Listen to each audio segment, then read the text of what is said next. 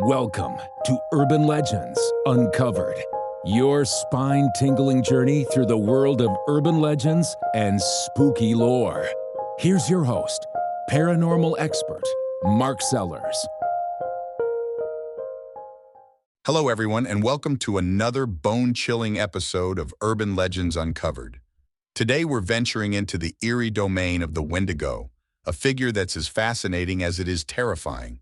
Often associated with insatiable hunger and transformation into something otherworldly, the Wendigo holds a profound place in Native American folklore. I'm Mark Sellers, your guide on this spine-tingling journey. We'll dive deep into the origins, the tales, and the cultural significance of this mysterious creature, which has managed to keep people questioning its existence and meaning for centuries. To begin, let's unearth the origin of the Wendigo. The word itself comes from the Algonquin language and refers to a malevolent spirit associated with winter, famine, and cannibalism. The Wendigo legend is primarily rooted in the folklore of tribes such as the Ojibwe, Cree, Naskapi, and Innu across the Great Lakes and into central Canada.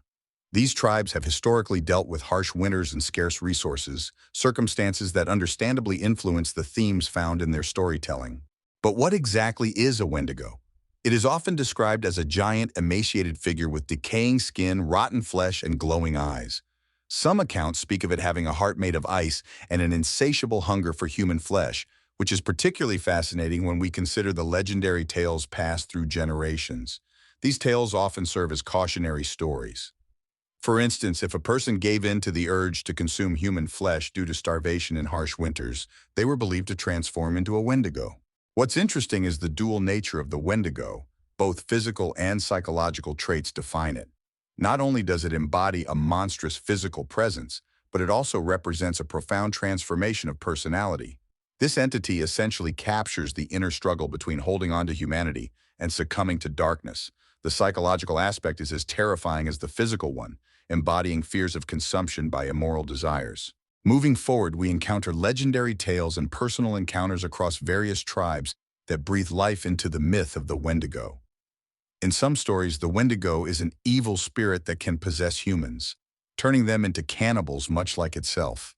In others, it serves as a lonely, gaunt wanderer, cursed to roam the frozen wastes forever in search of sustenance. These stories have been a powerful tool to ensure communal codes of conduct are respected and highlight the moral and social implications of greed and excess. The symbolism of the Wendigo is deeply tied to themes of hunger and transformation. Consider the vast, often unyielding winters faced by these communities. In many ways, the Wendigo serves as a stark reminder of what happens when societal or personal limits are transgressed.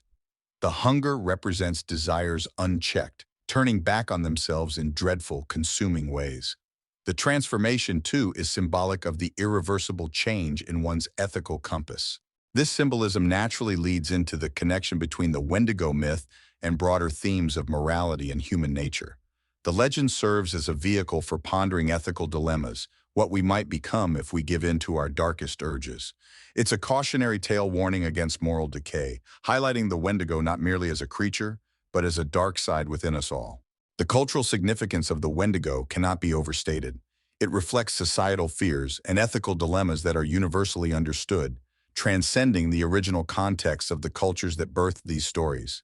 Even today, this figure resonates, capturing the chilling notion that sometimes the greatest monsters reside within ourselves. Modern interpretations of the Wendigo have allowed the legend to persist outside traditional native narratives.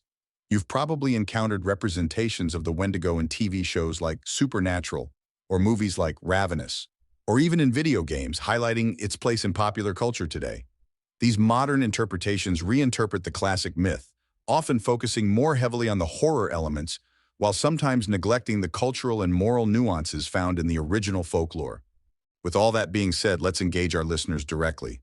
Do you have your own story or encounter related to the Wendigo, or perhaps fears you'd like to share?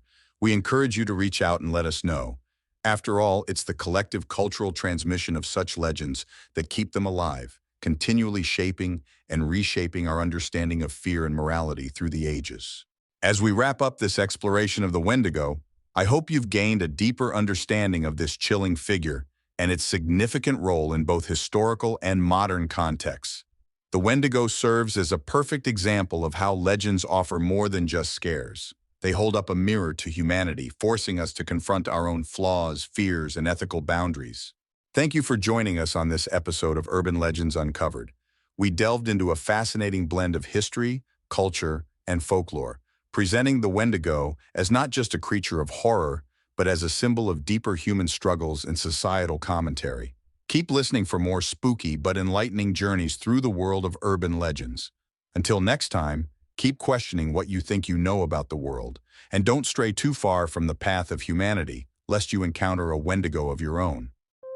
You've been listening to Urban Legends Uncovered. If you enjoyed this podcast, please click the subscribe button to get alerted when we drop a new episode. And make sure to visit us at www.urbanlegendsuncovered.com. We'll see you next time.